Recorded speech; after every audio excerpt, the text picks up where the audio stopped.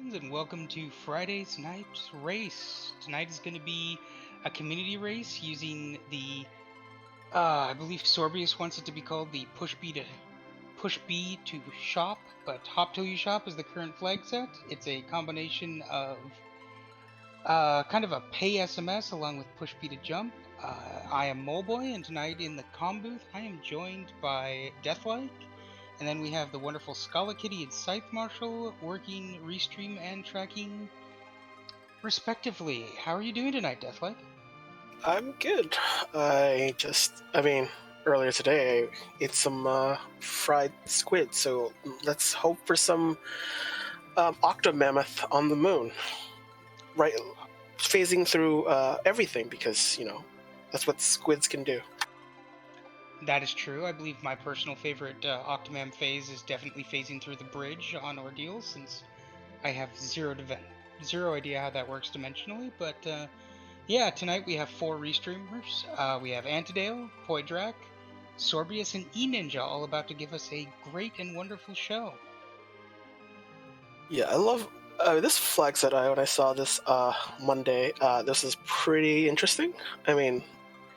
This combines two at least a couple of great things. First, Speed Jump, which is a favorite for some people because you can, if you've ever played Mystic Quest, you know what jumping is all about, and literally in Push Speed Jump literally tells you how to do it, and that's a really it's really useful for literally jumping over lots of special secret blocks where would trigger an event such as boss fights and such things like that. So you would with the flag you can jump over practically anything that you are physically able to, and side effects could happen, but uh, for the most part it's safe that I am aware of, and it's something we should definitely be seeing a lot of early on. And for objectives, we will. It's really bosses on the moon. So once you have the crystal, the darkness crystal, everything is a go. That is correct. And I mean, what I'm really looking forward to this and what I love about Push B to Jump is that there are so many different ways that our runners can route early on.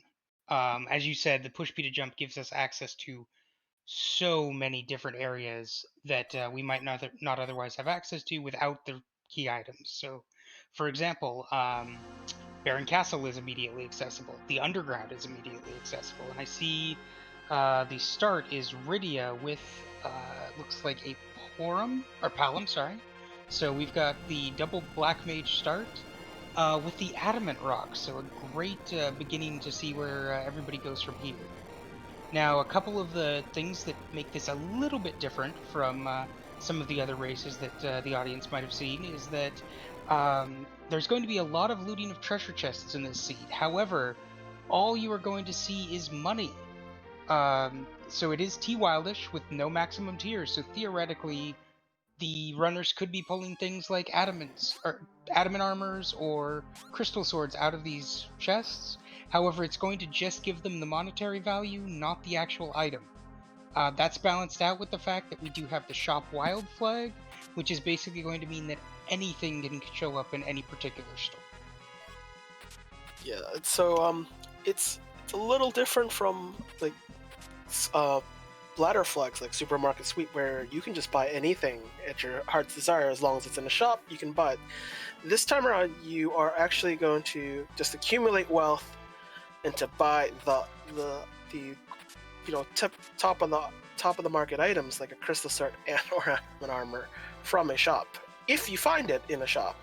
So we're just going to be collecting money and then depositing all on something that we love. So it doesn't, and as long as we get to the shop, that's all that matters.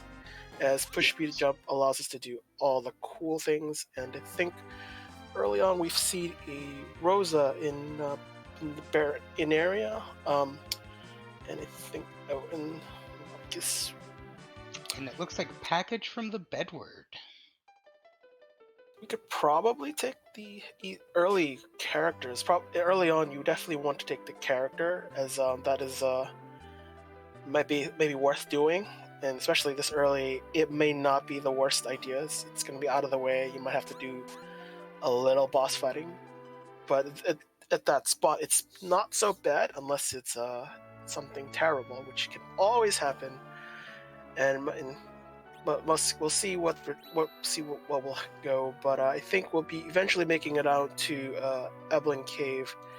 Eventually, we might probably do a Mount Hobbs check first to see if we even want to bother with the character and the Mhm. boss at that side. Yeah, and I saw Sorbius, I think, pulled something nice out of the public treasury in Dempsey, because I think I just saw a $200,000 chest pickup, so that's pretty nice for him. As you said, this isn't quite supermarket sweep because, for instance, it's great to find something like, say, Bahamut or Adamant armor, but considering the Adamant armor is, I believe, what, 500,000 gold to purchase, you're definitely not going to see a ton of them purchased throughout. Maybe one, possibly two, but usually you're going to have just on your core characters rather than just slapping out on every single character like you'd see in supermarket sweep. Yeah. So if we get like the Earth Crystal for the Troya Treasury check, we'll just collecting money, because hey, it's like you're on a game show. Find out how much money you're collecting for your winnings today. And it looks like Sorbius is going for the early check on Twin Harp. So the advantage for this is that you're able to check the key item. I say advantage, though I'm sure there are some of our audience who feel very cheated by Cave Magnus and the Push B flag set because you can check the key item without actually listening to the music.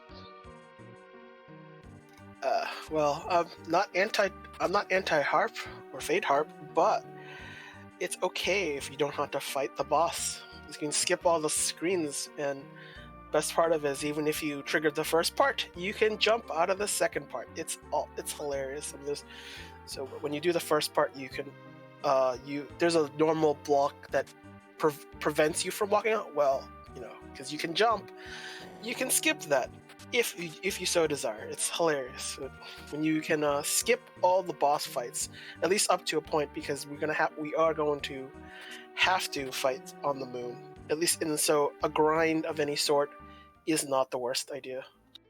Yeah, and speaking of, as Scala pointed out, we definitely have more character checks now that Sorbius has the package and the Sand Ruby. And it should be noted on Push B to Jump, you were able to freely grab the characters out of Zot without the Earth Crystal. However, you're still going to have to fight that second boss of Zot. You can't jump out of that? I think usually it's oh wait, you You should be can able to jump the jump out. first one, but I don't think you can. I at least never have jumped the second boss, and anybody in chat feel free to mention that. I know you can't get the key item check without killing Zot. You probably want the key item checks. You will need to at least get a key item check or two for sure just to get to the moon anyway. So, and the likelihood that the Darkness Crusaders Underground is pretty high. So you do want to at least make a trip down through the hook route and then come and probably check there first before checking on the overworld. I think it's just seems, at least having seen enough of these, it's probably not the worst thing to do. And we have a dupe Rosa at the at Edge's spot for character pickup, which would be great. Yes, Antidale putting on a little bit of a clinic on how to loot and jump your way through Cave Eblin. Definitely hitting more chests than might otherwise, while also minimizing how much you're actually running around, since there's some nice tiny little cliffs that you can jump up and down on to kind of navigate through. And it seems that we have a wyvern. I believe that is that the bear at Baron Inn that we have this wyvern. Yeah, well, there'll be a disappointment when you find a duplicate Rosa. So On yeah, the that's not it's. It'll probably be a little bit painful right now. Ninja not having a good time with our best pal Wyvern. So And it looks like there is a Sid in the Sand Ruby spot. probably should be good. We do need a tank. Given given the circumstances. I think Tell looks like Tella was the Mount Hobbs character, I guess. Just can't remember off the top. So And Scythe Marshal correcting me, it was Fabul where the wyvern was. So that adds a extra level of fun for the Fabul check. I mean, if there's a key, if the darkness crystal is there, we'll come back later. Anyways, I think you just want to get your affairs in order, try to pick up the free treasure chests. So Antidale looking to probably immediately dive Feymarch as soon as that Falcon is launching. I think Bahamut was in one of the shops, so that's gonna make Radia's time much easier. Yes, I believe Bahamut was in the shop in Troya. So anybody who checks there and has the cash to pick it up definitely gives them a very powerful thing as soon as they can get her enough mana. Yeah, you probably needs just this quick. Actually, they don't even need that. MP glitch is on. So if they can pull off MP glitch with Bahamut, then they are basically set for, honestly, a majority of the seed.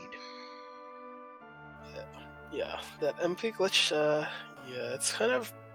I mean, this game is well coded, as we often mentioning one time or another. And oh, please check the dwarf. Oh no, why did you skip that Antidale?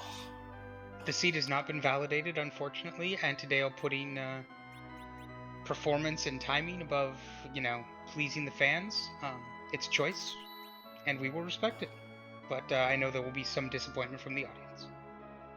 Well, and Antidale picking up a black shirt to complement one of his casters. I mean, given that, if Antidale bought Bahamut or anything, I don't think so. So right now, probably Palm would be a good problem for Quake Kid. Probably would get preference until you buy the good stuff, which is really just Bahamut. For the most part, Scythe is always a good secondary alternative on the summons. You must have something that's handy to have, not a requirement. But Bahamut lets you kind of blog over everything, pretty much for the most of the game, except for a few instances where summons aren't as great. But you really just the lunar bosses. But yes, here we have Bahamut. It looks like for Sorbius in Antlion Cave. I don't believe Sorbius did pick up that Bahamut. He might be possibly regretting that now, since that would have made this a little bit simpler, blowing a Zeus Rage in order to just get the fight done quickly before that ever-present Bahamut timer ticks down too far. I mean, every runner has their choice of priority item, and not everyone likes using summons, so sometimes and some things cost a bit pricey, so you will wait if you wanted adamant. You're just gonna take your sweet time in collecting. And that's usually a solid like Zeromus beater, where you can just tank that damage, at least up to a point. So you can. Sometimes it depends on how you want to spend your money, and maybe that is your big ticket item. Especially if there's no Cecil in a seed and you find a crystal sword. Well, not even that. You just can't. You don't want to buy it if you don't need it. No, that completely makes sense. It should be noted for this particular flag set, we will not be seeing Z tonight. This is actually 4 out of 5 objectives. The 5 objectives being the altars on the moon, and as soon as the players are able to beat 4 of those, they immediately win. So we will not actually be partaking of any Zeramis fights tonight, which to me actually adds utility to the Bahamut summon, especially since you already have the Rydia. It's very effective at helping to clear those moon altars, and you don't have to deal with the fiddly issues when it comes to summoning against Zeramis, which is not the best idea based on how this game is coded and how it works. I think the greater question is, where are we going to get our grind? Sometimes you can, some people are choosing to make their grinds from doing certain checks, like the Baron check, and that makes sense. Maybe sometimes if you're crazy enough, you can try something like literally just doing the altars and hope that they're the easier ones, easier bosses, like the Baron guards or Dark Imps. So there not every boss is a threat, and you just need to find that one boss that is easier to take care of, and Mm. your grind is pretty much going to be done for you. You're probably not going to get a lot of key items to take advantage of the double XP gain. Usually that requires 10 key items, which at this point we barely can from seeing the list. I think we only have 3 at best, so we don't expect to pick up enough key items to get double XP. No, for sure. The thing that should be noted for anybody who isn't familiar exactly with what they're what the runners need, with the kind of quicker flag set that we're looking at tonight, they are in need of either darkness or the pass in order to access those moon altars. The pass offering what is usually a one-way trip straight to Zeramis, however, with push B to jump shenanigans, it actually opens up a few more options for being able to get to Moon. The one thing it should be remarked, however, is if they do decide to use the pass, that is a one-way trip. So you're gonna hope that they make a safety save before taking that route, in case there aren't, as Deathlike was referring to, some of those more, as we term them, free bosses, uh, Dark Imps, Baron Soldiers, Baron Guards, etc., that can be more easily dispatched with items, instant death, things like that. Yeah, so I think And we have a demist on top of ordeals with Sorbius here. Now, normally this would be very important, but however, free key item is on since we saw Sorbius pick up the package from Bedward, so a little less important to be finding demist in this case. but we just want to get Tella online, which is probably the most important thing. If we just to get a grind of any sort, Tella is usually the facilitator. You just need that one spell week, which is pretty strong, especially if you were taking advantage of the accuracy bonus, which accuracy bonuses for both physical attacks and spells. So if you put Tella in the middle slot, which is slot 1 as far as the game concerned, that is where your bonus comes from, and that's what's going to get him pretty much strong enough without even that much help, without much effort to just make life easy. And you can see some of the fun jumps that are on ordeals where if you know where the bosses are, then the jumping isn't a big deal. You just have to manage. Just remember where you do not want to be. You'll have to at least, and you need to only fight that one boss battle, which is whoever's in the crystal room. Yeah, Or and that in some ways, time-wise, pays off for Sorbius. Even though you can get underground without having to fight any of the bosses, as Antidale showed, he was able to get the magma key off of Ordeal. So not only is Tella now online, but he has a straight shot to the underground that is quicker. Though, as Scythe points out, um, we are not going to be getting the gold out of all of those lovely chests in the hook route. I think the magma key is just the joke. If you think about it, because we're gonna jump into Eblin Cave and skip all of the wildness that is push me to jump. So I mean, you don't even have to care about the magma key. It's not even required. Just jump the hook route. And skip all the evil that is the King Queen Eblin spot, not just the Rubicant spot. So I mean, magma key is a joke. It is. There's a small advantage. I guess there's a small time save just from the literal walking, but without having to face the hook rat bosses, it's extremely optional. I would say another thing to remark on for this flag set is the vanilla trap flag is on. So, in the case here of Sorbius looting Eblin Castle, he knows exactly where those trap chests are, can avoid them and just take the money and leave without having to actually take any of those trap chest fights. Yeah, I don't have the link offhand, but I know that someone was spreading a link to all the the vanilla chest spots, and those are handy for especially a race like this where trap, vanilla trap chest locations are going to be useful information. Normally, this is all usually a part of the chests are randomized, so the monsters, the locations are randomized. It could be anywhere as long as it's within the section. So in Scythe's case, as an example, those 2 chests in the Scythe's area is also possible to have monsters in them in lieu of since it's part of the whole cave location. So is and Sice is probably not the best place to not it's And not the best place Anthedale to. running into a little bit of a trouble here on Hobbs. He had definitely dove underground and went through, I believe, Feymarch. So came into this Calbrena fight with Palom, Rydia, and Rosa all at 1 HP, which definitely made this a little bit dicier. The back row, and I believe they have some pretty decent armor on them, but being at 1 HP, all it takes is something to not miss, and those characters are going down. So luckily he gets through, Tello throwing a life potion onto Rydia, and Rydia using the Stardust Rod to fix that issue.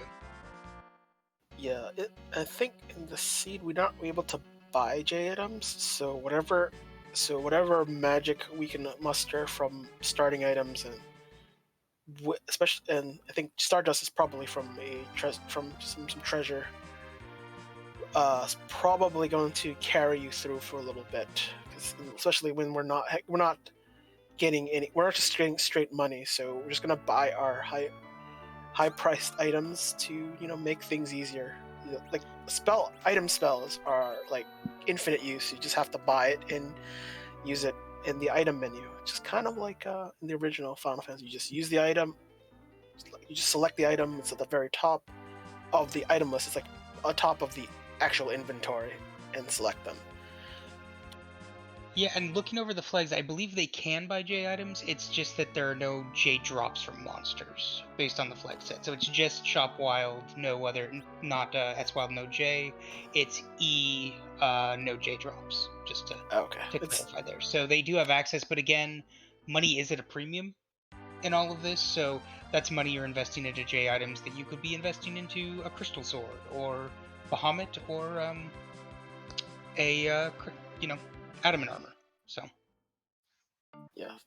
You'll probably want to prioritize. There's definitely a few other items that are top of the rank. I think Pordrak just bought a heroine robe, so we will have a fighting female mage soon enough. It doesn't matter which. Just pick one, and they suddenly become a powerhouse of their own. And then I see E Ninja is fighting Asura here. I'm not sure what the reasoning behind on this, because I think this is one of the ordeal fights. I don't know if he missed a jump or is taking this for experience.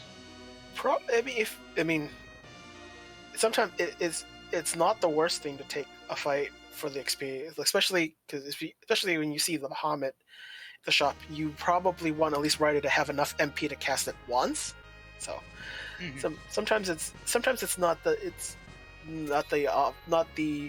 best route of this, but sometimes you just need it just to get moving on early on. That future, all you need is a quick ether, and you're all set. Don't have to worry about it later on. But Mm-hmm.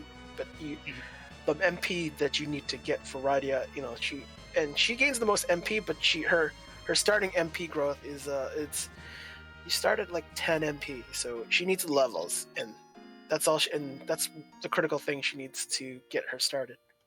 Yes, and I believe you need at least a handful of levels in order to even do the MP glitch, because you have to at least, I believe, have Cure 1 in sight. Because in order to do the MP glitch, and I will say it is incredibly tricksy and I suck at it, is you have to have a castable out of combat spell. So that is one of the things that she requires in general. And I also don't know if E-Ninja is just not comfortable with the MP glitch, since it is one of the trickier ones, at least to me, until you get a real feel for it. It's one that took me quite a while to actually get a handle on. It looks like Project is gonna do the trap chests just for, I guess, trying to get the key item. I think, if I'm not mistaken, can't remember the exact flags, but sometimes those treasure chests are fairly tough. Like, if you want to do something like easier, you would do something like, I say, Zot, where Mhm. you only have one treasure chest that you just need to fight, and that's and you might get the item you want versus the and but in Sife's Cave, the monsters aren't too tough, but you need enough, like just enough spells. Like, you usually want to get Quake Kid online to pretty much quack all the things, and And then this get that. could be a move just for the experience, in order to get quick online, because they're the key items on these flags are K main and moon with the mark of K unsafe, which means that you could have say Golbez blocking underground access or things like that. However, with push B to jump, that's less of a worry. So, oh, and as Scala pointing out, this is the attempt by Antidale to, in fact, MP glitch this Rydia to, I believe, gives, if it's done successfully, I believe it gives you 999 MP, It, uh, yeah, with some caveats. I think it's more like underflow. I think that's going. That's what's Yes, that's what so. the MP glitch is. So The underflow just, I believe, is like 999 for, I think, from what somebody said at some point, but I could be completely wrong. it's probably actually more than that, but for the purposes of the stream, it's more MP than you'll need. It's also great for Tella because you don't even need to bother with a Zoma drop, which you would normally have to acquire, whether buying it or finding it in a treasure chest. So it's actually super useful for Tella, especially, not just Rydia. And given that instead in lieu of levels, if you can get your Bahamut with the glitch, it's one less thing to worry about. As long as you don't manually heal, that would like say an inn where Yes. that would fix it. So then you'd have to glitch again, which And no that one was the wants that. caveat I was referring to, is basically anytime you would have like a heal from your mana, then it basically resets you out from the FP glitch. So the Baron in check, Fabul, both times. So those are times where you're limited in doing this. And as mentioned by earlier, Sorbius using the pass to actually wrong warp up to the moon, and is currently attempting the hairdryer chest. And it looks like Antidale has the darkness crystal and has brought the whale over to Eblin Castle, I guess, to farm some XP off of the trap chests here. So, Hourglass Throne, getting everybody back up, and it looks like he's decided to spend some coffins to knock out the Black Cat Lamia chest. That's the hair dryer chest is kind of a scary proposition. You just have to get that. You have to get the hourglass off as quickly as possible, and with 4 hits queued up because they're faster than you, literally faster than you, because that's just the way they're designed. And I It's kind of believe, risky. oh, and I believe Antidale was trying the hair dryers before coming back down to do these trap chests. But if you look at his levels, that would have been a very tall ask to attempt the hair dryers. You just need someone to survive it. So it would have been have them in like a Sid to survive it, and don't. Oh well, we got Burr that we're probably gonna have to sell. That's what Antidale gets. Well, that's money. At least that's money. And I don't recall to have I don't recall. Did you notice if anybody has checked the lunar altar for a character? I'm assuming it was maybe the Sid that. No, Sorby's got the Sid off of Sand Ruby. So did we see I what don't was think on the lunar altar for a character? I don't think so. Maybe Antidale will check because we are going to have to head there anyway. So it's not.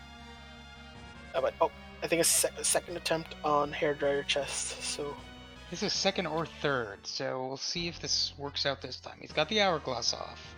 So now it's a question of whether he has enough bodies in place for if any of those attacks are queued. is the Nope Rope the second boss in the inn? This is with Podrick. I'm seeing that. It probably might be. But That looks to be, because that's the, like, because Fabul and Baronin are the only two that use that tile set, so well, Bahamut is overkill, so that should be good enough. Oh no, well, it's fine. slightly under. It's Interesting. it's almost dead. So it just needs maybe And another Blaze, virus. yeah, and Blaze doing, percentage-based health means that that was actually a pretty safe attempt right there. Yeah. So I think we're doing again. Oh. Scythe saying that Ogo might be the Baron Castle spot, so.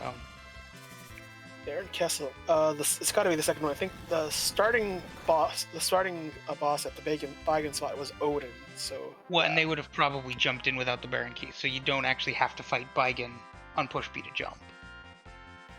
Bye again. Skip you, but I guess we're gonna check the Baron pot or the Baron trash can, as some people would like to call it, and that's fine. But I think there'll also be a character check to go with that, and it's a duplicate Rydia, and we can't pick up duplicates in this particular flag set, so that's Well, whatever. Antidale is through the hair dryers ahead of Sorbius, so his setup just working better, or possibly a couple better rolls, and we will now see who is on the altar. If this is a Cecil, that could pay off massively for Antidale with that crystal sword. Nope, it's Moon Old Man. Oh well. Hoping for Moonward just for fun, but nope, not having any of that. And we found the duplicate of Tella on Mount Hobbs, so no real game, but that's okay. At least you'll. Oh no, we have duplicate Tella. Oh well then, Yep. never LQ mind. Flurry with my personal favorite free enterprise emote, Deal with it, showing the true hero of Final Fantasy IV, Tella, the most useful utility character of the game overall. He's never going to shine. He's probably going to be a massive detriment when it comes to your Z fight, but in between then, he is an amazing anchor, and he can cast all the spells that you need aside from Quake. Yeah, just remember you have to do Mount Ordeals. I would still like a Foo, but I mean Tella, for all his faults. I mean, sometimes you just want utility. You don't have to. Especially in the sea, we pretty much got two venues to get Rosa. So we don't have to worry about the white mage, and you also have Quack Kid, so it's fine. I notice in chat, Carice and JMac arguing very strongly for Rydia. Being that Rydia cannot cast Berserk, would be my reply to why Rydia is not the strongest utility character. I'm pro Blaric, and I am pro 2/3 of the time she's a white mage. That's my thing. Scythe is always a great thing, a great summon as a utility summon. The thing about Rydia is really you just have to have the right summons available. Like her spell progression is just really straight out worse than Palom, because most of her pretty much like the mid-tier spells that you'd have to do Dwarf Castle, and not everyone wants to do Dwarf Castle because that's a two boss plus back to back plus there's a character check with a, and if you can do don't remember if the warp glitch is on, but but when you can do the warp glitch, that's about the only time where she'll shine. Otherwise, it's like if we can get the key 2 or 3 summons, you're set. But otherwise, then she's just usually doing floor duty in some people's minds. And it looks like dupes are on because Antidale has elected to take double Tella. So he is running 2 old men, a 5-year-old murder child, and a 7-year-old monster summoner, and one somewhat capable adult. Well, you have to be honest. It's really Rosa, like babysitting all of them. That's also including the old men, because Tella has to be babysat a little bit too. It's okay. I think it's okay. It's the like it's almost like the Baron babysitting service. That's what it is. The BBS. Something Pretty much. And I will agree with Nagamasa in chat. The idea of a 7-year-old Rydia with a Dragon Whip zerking, yes, would be somewhat funny and somewhat terrifying all at the same time. Dragon whips are my favorite, but I think we end up. There's your free adamant in a treasure chest. So there is. That's your Rydia power up.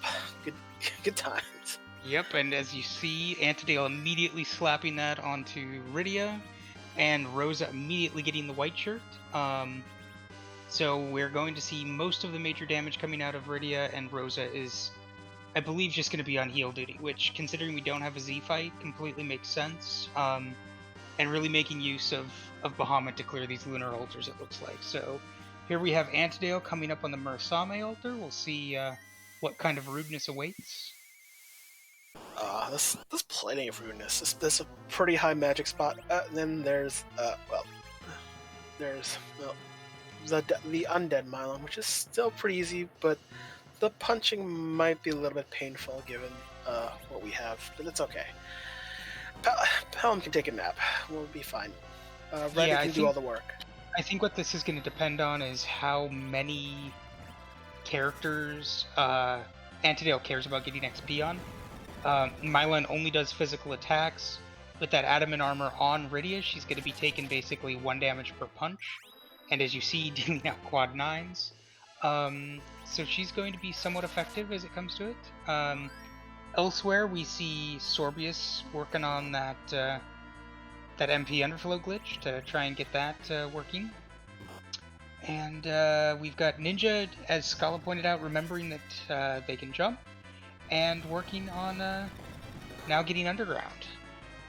Yeah. And Poidrak is working on trap chests. So it looks like 3 of our runners, at least, have decided their grind lies with the Bahamut casts on lunar trap chests, which, considering the XP, considering you're never going to have, as you pointed out, 10 key items, this is probably a really solid play to at least get them into reachable levels. And as you pointed out with Antidale's choice, hey, guess what? Now we've got an adamant armor.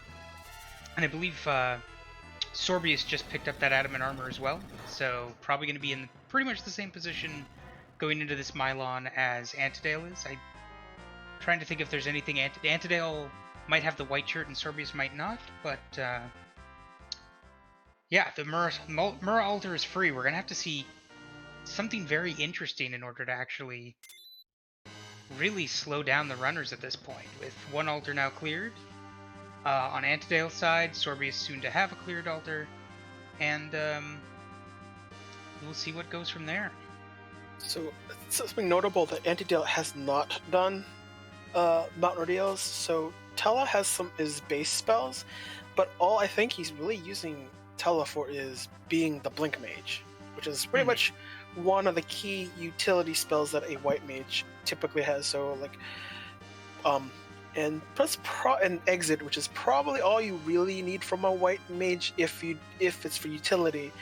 When we speak about utility, we do not think of as the damage dealing or healer. We use them for the other spells that are more practical, that have that's pretty much usable anywhere at any time. And base Tella for not being on ordeals in this instance would probably it benefits Antidale more, because you didn't even have to bother doing that check, especially when the darkness was not at that location. So from that perspective, it's not a bad strategy. If you can especially when you can get away with it, you're going to save time doing checks not having to do checks that other people might do. So I think it's kind of one of those. Well, why didn't he bother doing it? Well, he didn't have to. He didn't need anything from ordeals. You just need Blink, and we're good. Indeed, it's just a quick call out, as you can see on the screen. Ninja deciding that tonight is not his night and electing to forfeit out. So always hard to see that on stream, and hopefully he's doing okay. But we still have 3 runners that are very much in this, and I believe 4 other runners off screen that are still running as well. So we will give you updates as long as we have them. I think skipping Val might be the smart solution, considering that takes time, and that will also we might actually have enough punch. Maybe it's just not the right setup for it to do Dr. Luggage, or Dr. Luge, really, in the ribbon spot. So where the lunars would normally be. So I'm not so concerned about the punching, even though it will pretty much put someone down more often than not. But as long as we make make it to the second phase, not, and I don't mean the second phase of the first fight, because that's not the fight you want to be That's not fighting. what You you want want to to avoid. see. Yeah. So if we can just at least even get rid of Dr. Luge, we can just skip to the second part. It would in where first of all, if we get rid of the good doctor first, then the the robot just decides to explode because it needs to be oiled, as a robot must be. If we get rid of the robot first, what happens is we get the kind of he kind of manually controls the robot, and it's not even a robot anymore by the game's definition, even though it's a doctor inside a robot. I don't understand how this game decides what bits it decides to set. No, it reminds me of how decisions are made in this game about what does and does not constitute a dragon. That's always a fun one as well. But we see Antidale moving into phase 2 of Dr. Luge. Everybody gets poisoned. Looks like Hallam goes down, and we'll see if he tries to get him back up in order to try and get that XP on Palom for this fight overall. That is one of the choices that are going to have to be made here. It might not feel worth it due to the fact that oh, well, one step forward, one step back. He did manage to get Palom up temporarily, but then Rosa unfortunately ate a laser to the face, and that didn't really work out for anybody. I think it's fine. Laser does HP based on the caster, so, and it's only about it's a 5 for divisor, so it's 20% of his current HP, and at this spot it's still pretty high, so it's pretty damaging. And the one thing you learn, especially in terms of vanilla for Dr. Luge, is when you're doing damage, on it, his standard counter is sleep. But due to status priorities, when he does the poison early on, what happens is sleep does not have precedence over poison. So you're immune to sleep until he heals it off of you. That's part of his battle script. Is he heals your poison, and this is one of the things you kind of quickly learn in Free Enterprise, or just Final Fantasy IV in general, that things like that you can be utilized, especially in boss battles where it has actual use and can actually speed things along when you actually know it's there. And we have Sorbius still going against Kainatso, Poidrak noping out of Valvalis, deciding that is not a fight that he really wants to deal with. I think Sorbius deciding that Kainatso is not his game today. I think, well, this is at the Wyvern spot, and that spot doesn't normally have a Wyvern that punches. Would be fun. Would be interesting to see, but having another boss punch with Kinazo is probably going to have a bad time. It's usually, anytime when you are fighting a boss at a spot that does not usually punch, they are overtuned and they're not rebalanced because they don't punch, so why does it matter? But for the purposes of Free Enterprise, it matters to you. So, Val's in a spot where the Plague does not normally punch either, but the Plague has a lower HP of all the other boss spots on the moon, if I'm not mistaken. So it's not as bad as it seems, but it's also not as easy as it looks at the same time. It's fun. And Antidale taking this pretty safe, so one of the other things for push B to jump is that anybody in combat can also jump, which is incredibly handy in this case. And then what Antidale has done is has a Star Veil or a Moon Veil, I believe, on Rydia to reflect the weak casts, which would be the only thing that would actually put Rydia in danger with that Adamant armor on. So this is actually an extremely safe way of taking this fight. Everybody except for Palom, and now Palom does have Blink on. Everybody is basically effectively immune to those punches. Everybody but Rydia can get weaked, but that doesn't really matter because her only way of actually doing damage is through physical attacks. So right now, the issue Antidote's facing is that he needs the time to jump. At least someone has to jump onto Val in order to get out of her whirlwind mode, I guess is the best way to call it. Mhm. The other one, in that whirlwind mode, one of the properties of it is that it sets it. One part of her battle script is sets her magic defense to 255, which gives you magic immunity. This works both ways for your characters and bosses. There's a few exceptions. I believe Zeromus doesn't allow for that, but otherwise, what this means is that when you saw the Rydia fail to use Bahamut is because, well, if you can't be hit by magic, it doesn't matter what spell it is.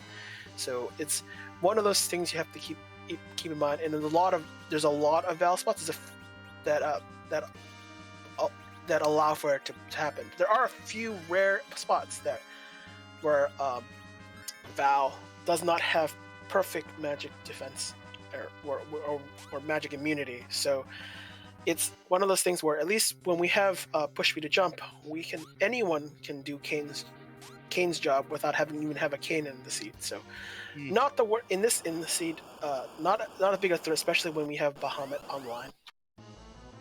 And in the meantime, Poidrak taking down Lugae, Sorbius about to take down Lugae, and Antidale noping out of Ogopogo. Did you happen to see which boss that was? Because I was looking at another screen. It's CPU, so it's all, and no one wants CPU. I don't want CPU. No, and Poidrak, more power to him, is giving that a try. And it looks like we have Antidale going for some more. Oh, nope. It's faking me out, doing the push B to jump strat to get to the Crystal Altar quicker. So we're about to. I don't know if he scouted this before, but he's going to be staring down Kainatsu. Synchronizer might be a little bit easier to deal with, even though. Oh, well, no, that looks like a nope. Might as well do CPU. Looks like. I mean, since it wasn't scouted earlier, well, it's the decision now to do it. So it's not the worst. I think. Oh no, we're going back. I guess we're just making it a little bit easier because Kinazo's battle script with Wave is pretty devastating, given that when you start with full HP and if you get a chance to use it, it's pretty brutal. Whereas like Antidale is trying to make a decision. He's going back and forth. Oh, he has decided again on Kainatsu. My apologies for interrupting. Please continue. It's fine. So for the difference, I think Kainatsu is pretty painful until you whittle down his HP enough to the point where his wave is nothing. CPU is annoying because when you remove the attacker and defender, the smaller orbs, that causes the CPU to do that wonderful Globe 199, which also has the highest spell power. It's a 1020, which is pretty much near capped. It's not even really capped. It's just like crazy. It's the crazy max that you can set for so. Although I think if someone made a summon that did the max, it would be even greater. But that's beside the point. But the fun part is you can, for a fun fact, in Final Fantasy II, the SNES version, which is essentially what we are actually playing. These little orbs, they can actually. You can do an orb grime, as people would like to humorously call, because the smaller orbs grant the same XP as the big CPU, which if you really want to do it, okay, but it's I don't know. You just have two people pay the price for it. So I mean, and as you mentioned that, I believe was it Zoe versus Possum in ZZ4, where Zoe actually won with an orb grind? Yeah, it's orb grind is a great meme, though. Maybe there's some situations where it maybe could be more viable in spots where the CPU has lower magic stat, like say the Dr. Luge spot in in And the just because tower. Poidrak needed another, CPU gives him a second adamant armor. He Yep. might not have the first, actually. I don't know if he did the trap chests.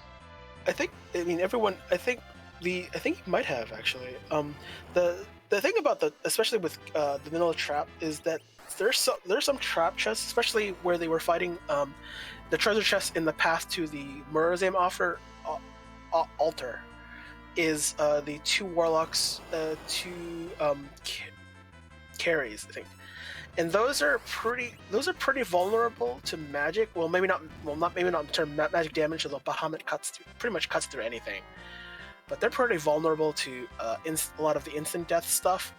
So I mean, it's actually surprisingly a pretty safer grind than, say, in some ways, compared to, like, say, the hair dryers, where you can't actually use instant death stuff on those monsters. Whereas that particular treasure chest, you can use stone, toad, uh, instant death with a coffin. Those are, oh no, looks like Antidale did Yep, I was complete but just earlier. about to say after you finished that Antidale has completed his fourth altar, finishing with a time of 48 even, and he is the first completion on Restream and in the race. So GG to Antidale with first place overall. In the meantime, Poidrak is on his final altar. If he can get through this Kainatsu with two adamants, you'd hope that that would be done. And Sorbius currently working his third altar against Valvalis. Yeah, I mean, for this kind of race, when you really think about it, just getting to the moon is the time that you need to get. It's like, if you don't get to the moon after a certain amount of period, I don't remember how much time it took.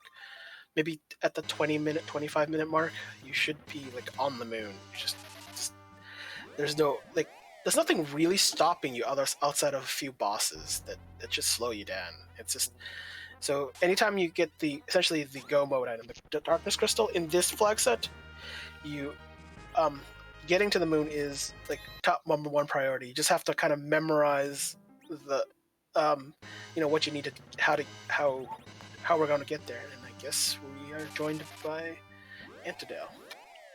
Indeed, good game, Antidale. Congratulations on first place overall. How are you feeling with the race? Thanks. Feeling pretty well. That was the first time I played this particular flag set, and I always screw up the MP glitch so much I had to pull it up one of the video tutorials during the race to make sure that I was to figure out exactly what I was doing wrong. I assumed that since like sight isn't castable, I was trying to do it with Rydia's white magic, that was some of the problem. So uh, it's always an adventure for me in MP glitch. I never use it enough, and I was never a vanilla runner to where I actually had to like know it and get it down.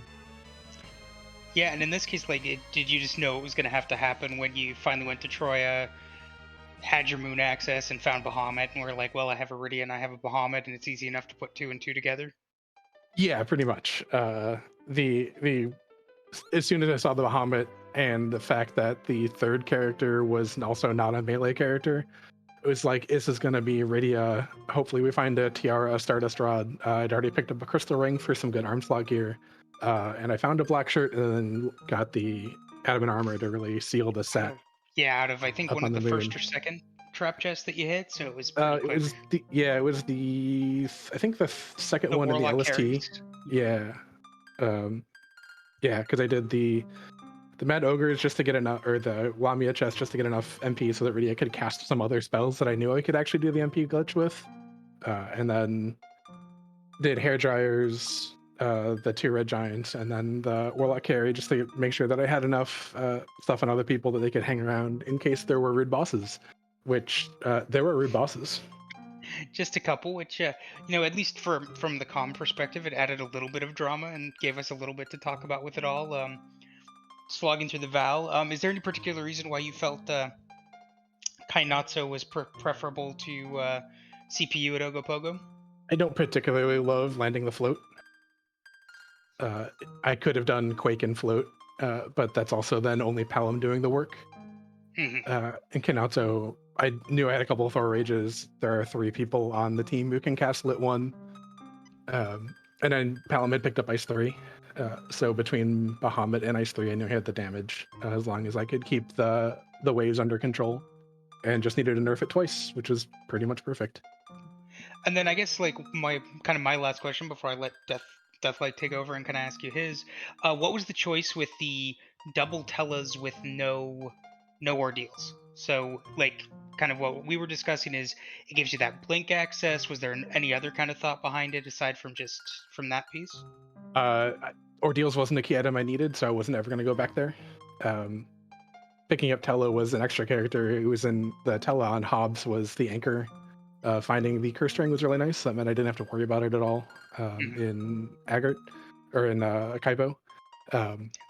And then you just take the Tella that's at the dais because why not? The extra blink is nice, but he doesn't need to do a single other thing than cast blink and life 1, and maybe lit 1 if he cast it once. Yeah, and I'm glad he didn't hit 15 agility at the worst possible time for you. It takes forever to hit 15 agility. It wasn't a problem. He was dead anyway for most of that, so That's true. he was not gaining agility anywhere near fast enough to be a problem. So, what did Alec game? What do you think about this flag set? I mean, this is just it was just kind of bird through it, but then I think on Monday it was pretty pretty quick too. Yeah, I think it's gonna be pretty quick most of the time. Like I said, it's the first time I've run it myself, but I watched some of Mondays, and I watched Baka and Flurry prototype it back even before it was a ladder flag set. It's gonna be quick. It's gonna be pretty high variance depending on what stuff you find, and if that darkness crystal is buried, which it can't be buried too deep, just given that it's K main. The worst you're gonna have to do is like Dwarf Castle and Warp Glitch, but it's still gonna be a little obnoxious or a little bit of a chance to be trolly or make some wrong guesses for quite a while, which is definitely gonna be part of the flag set. If you don't guess right in your first 4 checks or so, you're going to feel behind for the rest of the time. Because there's enough power and other stuff to do kind of whatever you want. So especially if you get enough pool, someone could just go Abzat, find a couple characters there. You don't need the Earth Crystal for that, which is always a tempting thing to do in Push B. Takes like a total of 4 minutes to go up, get characters, and come down, and you can check bosses to add another like 30 seconds to see if the Val boss is something you can do. So it's just a lot of variance. There's a lot of places to guess wrong, and a lot of places to guess right, and you're pretty much looking. The cool thing about the flag set to me is that you're looking to lean into a single character and nobody else really matters. Like you have one person and then you have some support people, but you don't have enough money to like buy multiple adamant armors very often. You're gonna buy like a weapon and armor for somebody, and they're gonna be your person, and then you just go with them and you hope you made the right choice. And with Push B to Jump, Val, as you saw, isn't really a problem. She's obnoxious for sure, but knowing that I had the moon veils, I wasn't worried about anything on the moon. Yeah, I was mentioning that earlier. It was kind of it's one of those why who needs a cane when everyone can jump? It doesn't matter. Yep. So I guess the other part was there a point where you just decided to just fade Mount Ordeals outright, even like before you got the Darkness Crystal, you just didn't want to bother with Mount Ordeals? I prefer to do, like there wasn't a whole lot of reason to do ordeals. Like I didn't have Televen, I didn't have Cecil. It's not a bad check, especially when I picked up the vampires. That was going to be the next thing I would do after Fabul. Actually, it was going to be Fabul. I had picked up an exit so I could check Twin Harp, and then keep the crystal or the pass, if either one of them was there, and then just get out. Quickly, but then ordeals. Well, I had done ordeals before doing Fabul, so I didn't, quite fade it entirely. It was the first choice after coming underground, but getting the extra shop checks is important to me because I wanted to do shopping first, know what I needed to do, or know what I had available to myself, and then go find my Darkness Crystal or the pass, find my moon access, and then take out the moon. Yeah, I mean, it's given that the ordeals check would give you a magma key, which you didn't even really need because you had Push B to Jump. It wasn't even wouldn't have saved you that much time, since you want the free character at the edge spot in KV Blend. Yeah, the character is important, and especially when you have, I think we're K unsafe, so that means both underground access points could be on the moon anyway. I wouldn't spend any time looking for them, or locked behind the moon rather than just on the moon. So yeah, getting the money out of Cave Evelyn, getting the character, getting the shop check, and then in Push B, it's really not that fast or not that slow to just go down and do it the rest of the way. And I wasn't going to spend time looking for Magma Key because just the walk back down ordeals is time consuming too. It's a little bit shorter, but not so significantly that it's really worth it for me to make the check initially, because I want to go check the Fame Rich freebie, check all the shops down there, and know that I can do it and not worry about anything else. Okay. I guess, do you have any other thoughts on the seed? Or? No, I think it's a cool flag set that Baka put together. Glad I got a chance to play it. Thank you both for commenting, and Scala for rolling the seed, and Scythe Marshall for pushing the few buttons that he got to push. He got to light up maybe a Twin Harp and a crystal, so that's always exciting to light those up when they don't mean anything. No, great. Thanks so much, and thank you for volunteering to be restreamed. It's always great to get to watch people put on a show. Thank you both. Have a great night.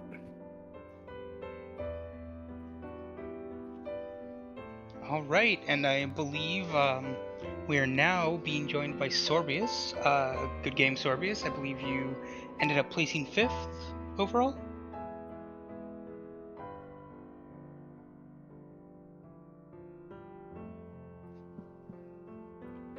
Don't think we caught it. Don't think we caught it. There we go. Oh. Now that Sorbius has resolved his technical difficulties. So 5th overall, how are you feeling about the seed? How are you feeling about the race? How you feel about the Flexa? A little frustrated, taking the 2 wipes on the hair dryers and then just not being able to get the first nerf on Kanazo after Ogopogo was exactly CPU, like one of the few bosses that team couldn't just blender. Was a little frustrating. I don't know why I had to use an item instead of casting Lit 1 to nerf that first wave, but whatever.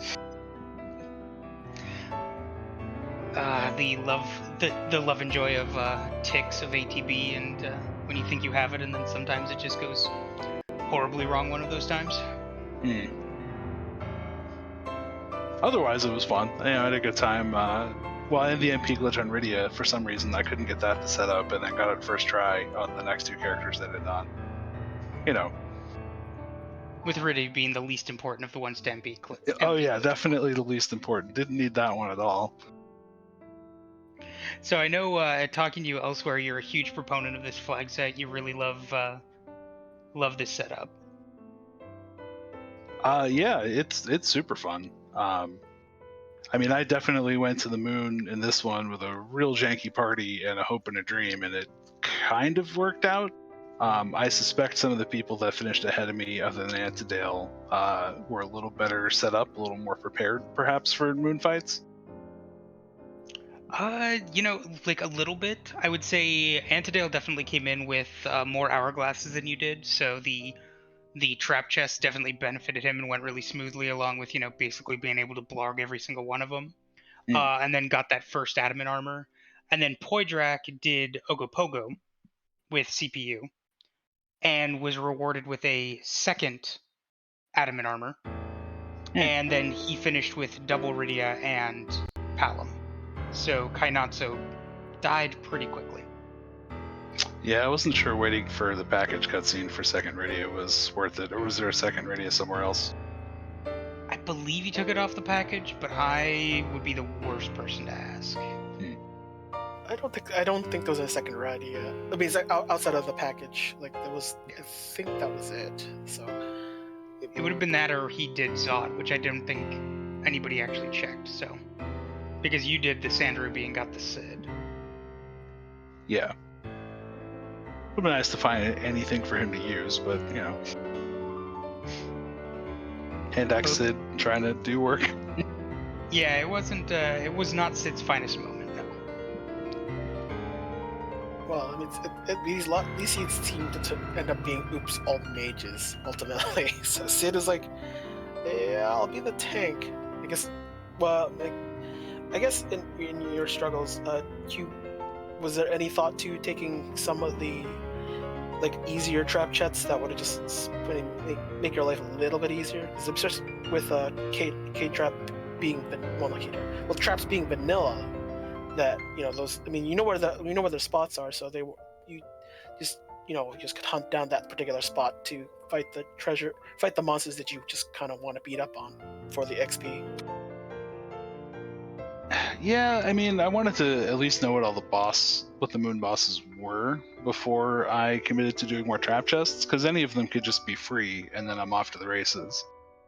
Like that Dr. Luque fight, that was an objective that was completely free, was more XP than most of the remaining trap chests, other than the dragons, and I wasn't interested in doing those chests. Yeah. So yeah, and there aren't really any easier chests than the hair dryers and the warlock carry chest. I guess there's the one that only has one warlock, but that's kind of out of the way.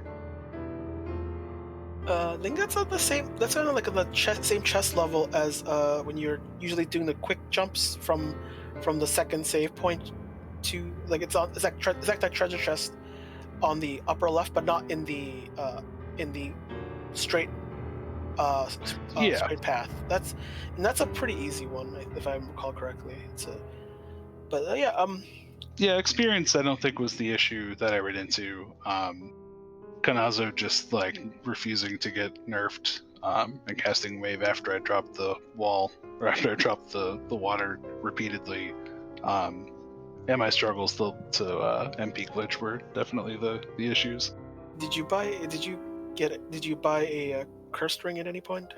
I know there was some shop that was selling it. I didn't see cursed rings in the shop. I bought a bunch of crystal rings, so everyone had one of those except for Tella. Yeah, I believe Antidale said he found them in Agard or Tomra. Yeah, I didn't even go underground. I wasn't going on my way to go shopping with Bahamut, Rydia, and Hourglasses. I just need to get her enough levels to be able to MP glitch, and then the moon is just Blarg.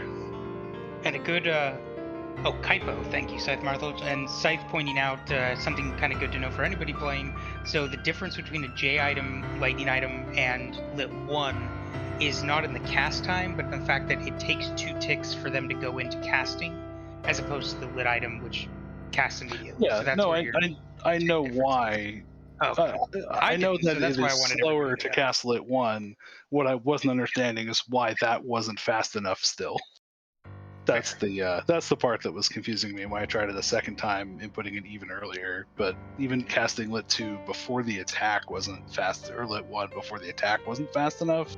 So I don't know. I don't know why Kanazo is so fast.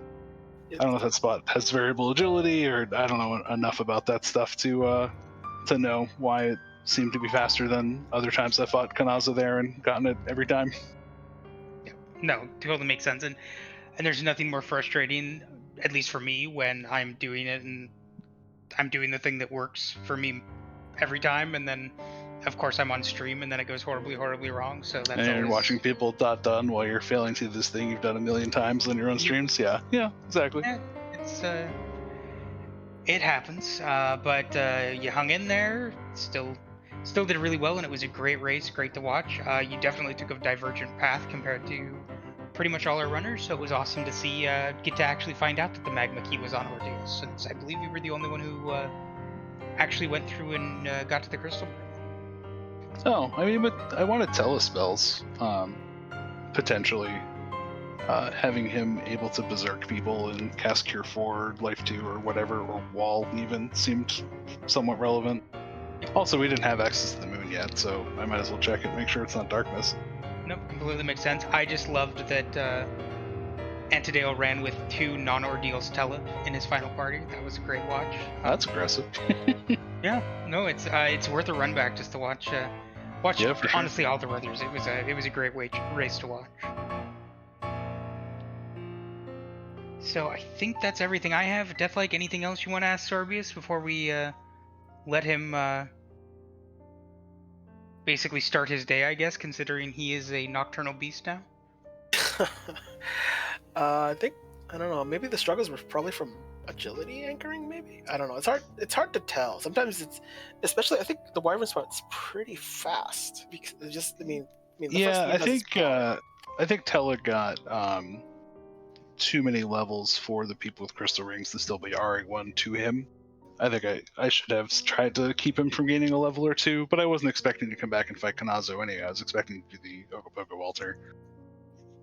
I think it was Antidale that literally skipped Mount Ordeals.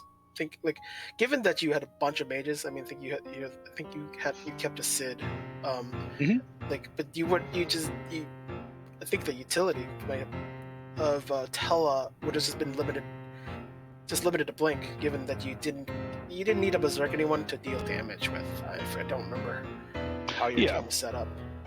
No, I'd roast the Berserk people too if I really needed to. It was more to have someone in the front row who could take a hit or two. Especially, I probably should have on the hairdryers put Sid in that top slot and tried to hourglass with him instead of Palom. And that might have worked out better because I don't think he would have been able to get bopped in the back row with a ribbon and crystal ring on. But anyway. Yeah, I would have definitely done Sid in the back for sure on the top slot, because you those hair dryers do punch, and when they punch, I mean, especially what the levels you were at, you didn't have, I think maybe at best Sid under 1k. Those you with all the mages, it just seemed to me like just not just hoping someone survives, and Sid was the best of the bunch. So yeah, it's probably like it's kind of tough when you don't have the anchor the HP situation, at least level situation, set up well enough to tackle it, especially when you get the darkness crystal so early. Did you have any thoughts on this particular seed or the flag set that you haven't said yet? No, I mean, other than it's a ton of fun, and I think more people should give it a shot. No, and thank you all for putting this on. Thank you, Scholar, for the restream, and Scythe for pushing buttons, and you two for talking us through it. It was a good time despite the setbacks. Well, I know personally for me, it was great to watch and see you like plow through everything. I love, honestly, like I loved watching on Monday.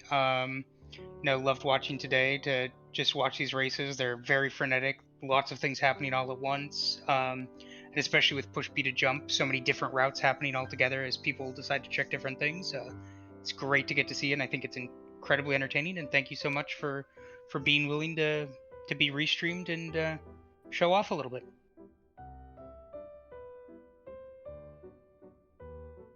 Yeah, anytime. Yeah, good game, Sorbius. All right, so thank you everybody. I want to make sure to shout out. I know Sorbius just did, but shout outs to my fellow commentator Deathlike, to Scala Kitty, to Scythe Marshall, pushing all the buttons. Just great to have them all putting this together for everybody. And Deathlike, anything you want to say before I believe we're going to raid over to Apex Corvid? I think this flex is pretty interesting. I think outside of push B to jump, and you still have to do boss fights. It's a combination of some good practice of push B to jump and just literal like boss fights on the moon early on. It's something. If it becomes an official ladder seed, I think it'd be pretty cool actually, especially considering haven't seen a rolled seed that is too long, honestly.